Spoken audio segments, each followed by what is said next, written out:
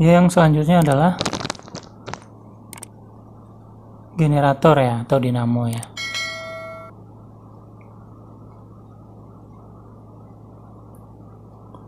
Jadi sebenarnya kalau yang disebut dinamo itu itu alat yang mengubah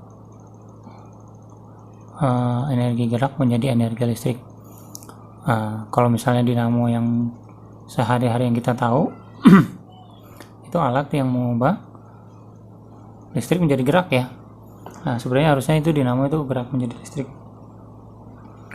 Nah, kalau pada dinamo ya, jadi dia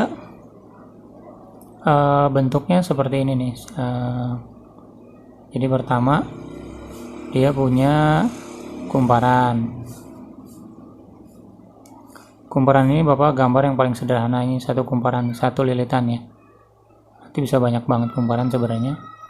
Nah, selanjutnya dia dipengaruhi oleh medan magnet.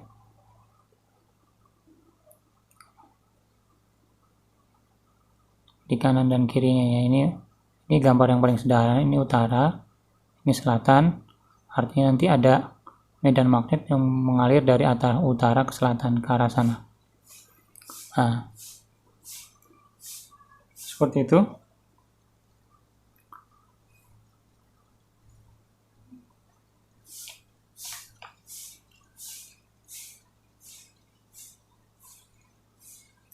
Nanti ya si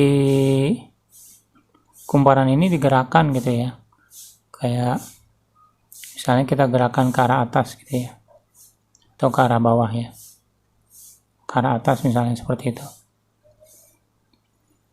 Berarti kalau kita gerakan ke arah atas ya, V-nya kan ke arah atas ya, masih ingat ya, berarti gaya Lorentz-nya ke arah bawah, gaya Lorentz. Nah, berarti telapak kanan kamu ya, telapak tangan kamu ke arah bawah, B-nya ke arah, jadi gini,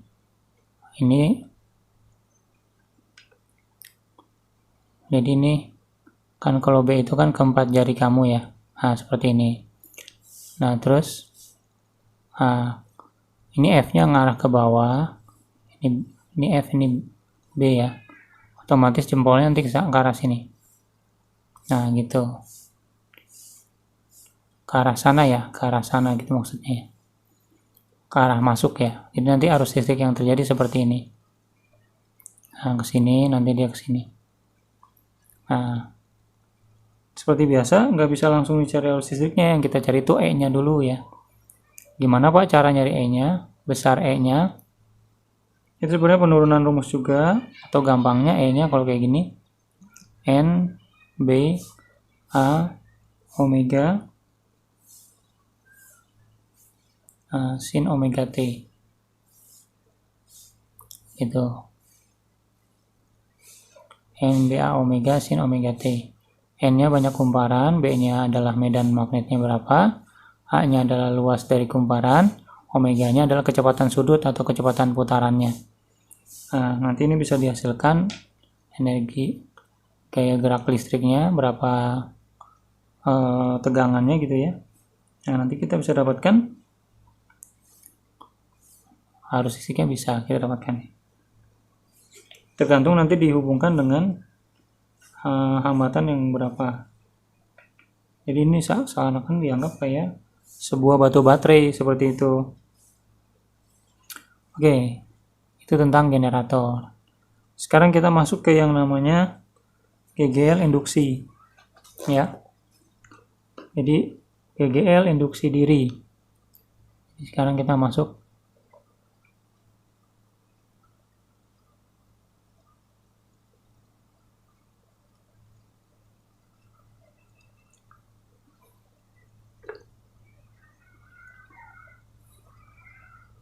rangkaian sederhananya seperti ini. Ini lampu ya. dihubungkan dengan tegangan. Di sini dikasih saklar. Oke, di sini dikasih kumparan. Oke, seperti ini. Ini L-nya. L ini maksudnya adalah kumparannya. Ini S saklar, ini adalah E, ini L ya. Ini adalah lampu. Kalau seandainya saklar ini ditutup, maka apa yang terjadi? Nah, kalau saklar ini ditutup, yang terjadi adalah arus listrik mengalir ya. Arus listrik mengalir.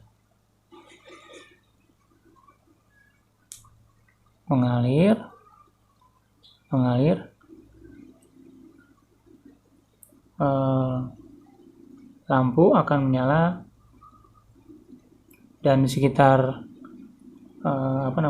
kumparan akan timbul medan magnetik. Lampunya nyala ya, sini ada medan magnetik, tergantung nanti arahnya yang terbentuk kemana, misalnya ke sini atau ke arah sini, tergantung arah putaran ini ya. Nanti kalau dibuka ternyata lampu masih menyala sesaat. Jadi lampu masih menyala sesaat. Nah, kok bisa? Kenapa? Karena di sini nanti timbul gegel induksi. Ya. Jadi seakan-akan di sini tersimpan energi listrik seperti itu, sehingga yang membuat lampu tidak langsung padam. Ya, begini ini mati, aliran listrik nggak ada, nanti yang ada justru dari sebelah sini gitu ya, berbalik. Seperti itu. Nah, L ini ya, si lilitan ini ya, kita sebut dengan induksi diri ya. Jadi kumparannya kita sebut dengan L. Ini adalah induksi diri.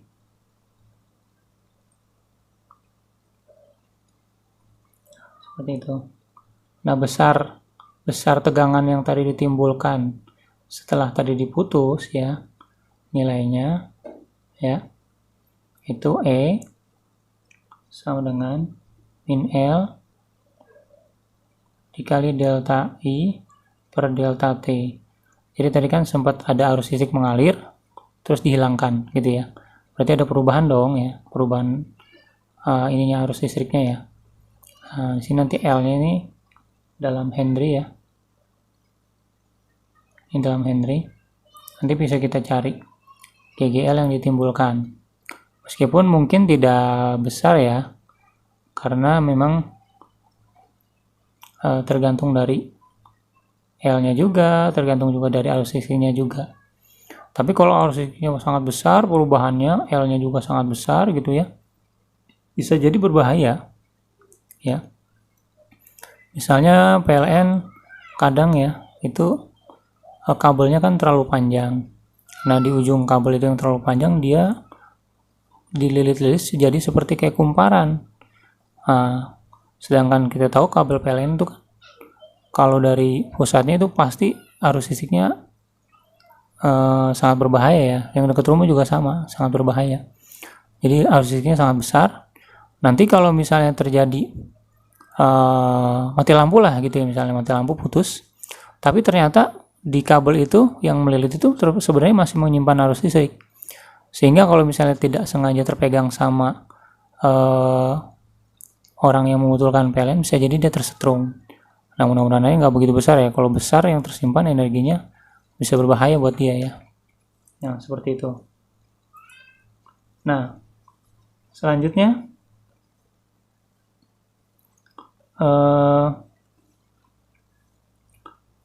kita menghubungkan dua rumus GGL ya. Kan tadi ada GGL kan itu kalau nggak salah tadi ada E sama dengan ya. Jadi rumus GGL kan ada yang min N delta flux per delta T ya.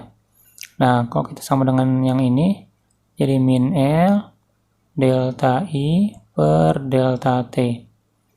Nah, ini kalau kita sederhanakan ya, jadi L-nya dibiarkan sebelah sini.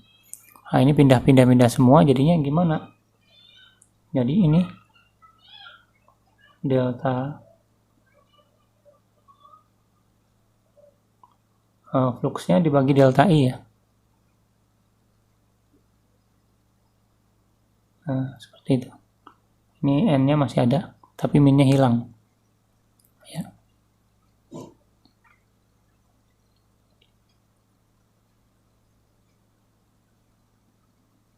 Nah, ini bisa dicari seperti ini.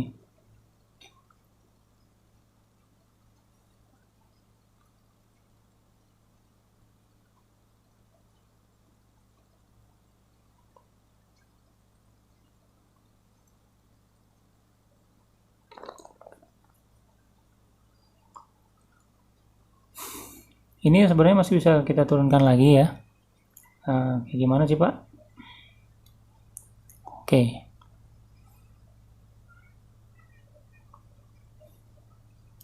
Nah, dari L yang seperti ini, fluxnya ini kita ubah lagi. Flux itu kan B dikali A ya. Jadi N itu ya, dikali B dikali A per I. Ya, fluxnya dianggap hilang gitu ya. Nah, B-nya itu sendiri kita bisa masukkan lagi gitu ya. mu0 N I per L ya. Jadi ini datang dari mana Pak? Jadi itu adalah B ya. Pada kumparan ya, rumusnya adalah mu0 I dikali N per L. Nah, ini maka jadi N, B-nya kita ganti mu0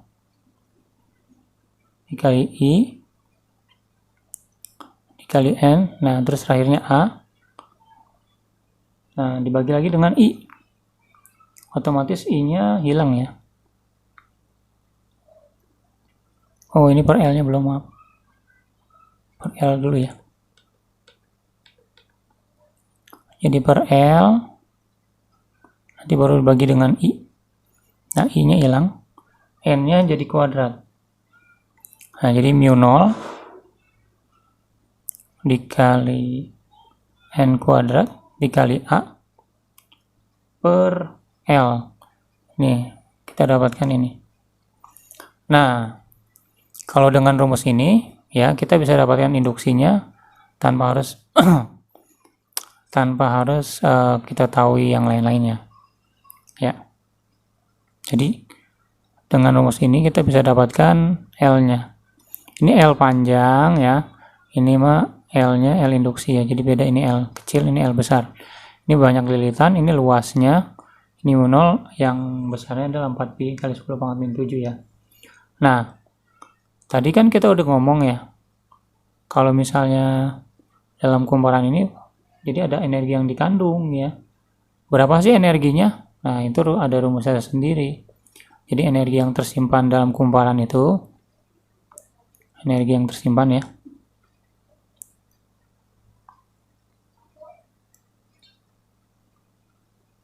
itu besarnya adalah W sama dengan setengah L I kuadrat.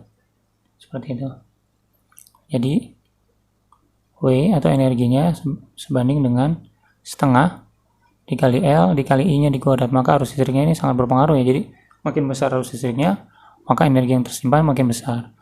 Makin besar induksi dirinya ya, tergantung dari ini ya, jumlah lilitan, luas sama panjangnya, maka semakin besar juga energi yang tersimpan. Seperti itu ya. Maka dari itu kalau misalnya menyimpan kabel ya, hati-hati kalau misalnya kabel itu selalu menggulung, nggak pernah kamu buka ya, maka nanti dia akan tersimpan energi listrik gitu ya. Meskipun kamu udah copotin ya, karena kamu nggak pernah buka gitu ya, karena nggak pernah diluruskan gitu ya. Jadi kamu pas nyolokin cuma ngambil karena kalau kabel gulung kan biasanya ada yang otomatis masuk ke dalam gitu ya. Nah, yang kamu pentingin itu ternyata cuma dia bisa buat beberapa tempat ya. Misalnya ini kabel, ini tempat kabelnya, ini ada kotaknya ya. Sini ada berapa titik buat nyolokin, kabelnya keluar cuma sedikit doang nih, kamu colokin, kamu nggak pernah ngeluarin kabel ini sampai panjang keluar semua. Nah, lama-lama ini sini dalam kabel ini yang menggulung ini akan tersimpan energi listrik yang besar, meskipun nggak sebesar itulah ya kalau misalnya sedikit mah ya. Nah, saat ini colokannya kamu cabut dan kamu coba sentuh, mungkin bisa jadi tersetrum, apalagi kalau misalnya keduanya ini tersambung ke kalian gitu ya, kamu megang yang tangan yang sini ke sini nyambung gitu ya, nanti itu akan mengalir arus listriknya lewat badan kamu, jadi kayak tersetrum seperti itu. Oke, itu tentang induksi diri ya. Nah, yang terakhir itu adalah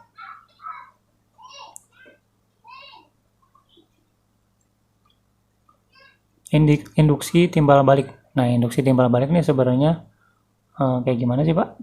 Oke, jadi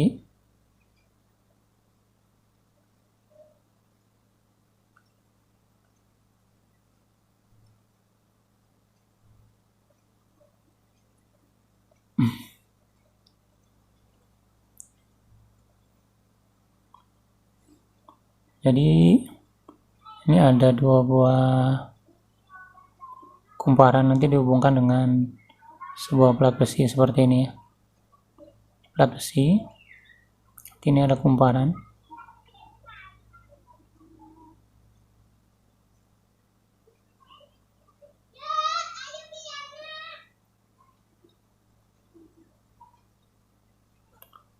Dihubungkan dengan sumber tegangan E. Sebelah sini juga dikasih kumparan, dihubungkan dengan galvanometer. Sini ada jumlah lilitan N1, sini jumlah lilitan N2.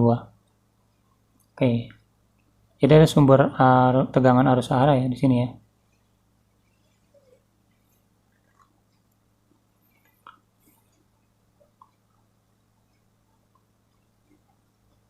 Oke,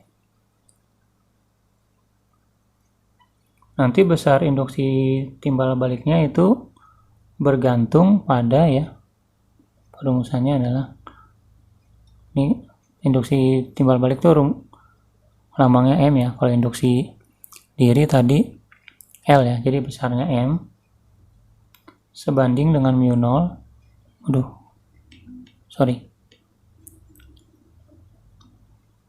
jadi M sebanding dengan mu 0 sebanding dengan NP atau N1 nya kalau di sini sebanding dengan NS sekundernya dibagi dengan L nya kali dengan A nya.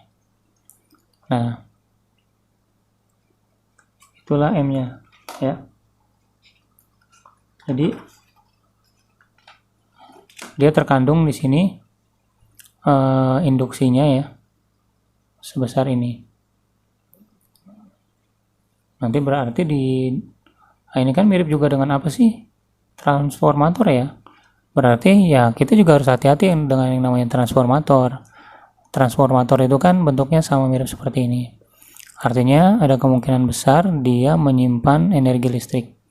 Jadi meskipun dia sudah diputuskan gitu ya, bisa jadi masih menyimpan energi listrik di sana.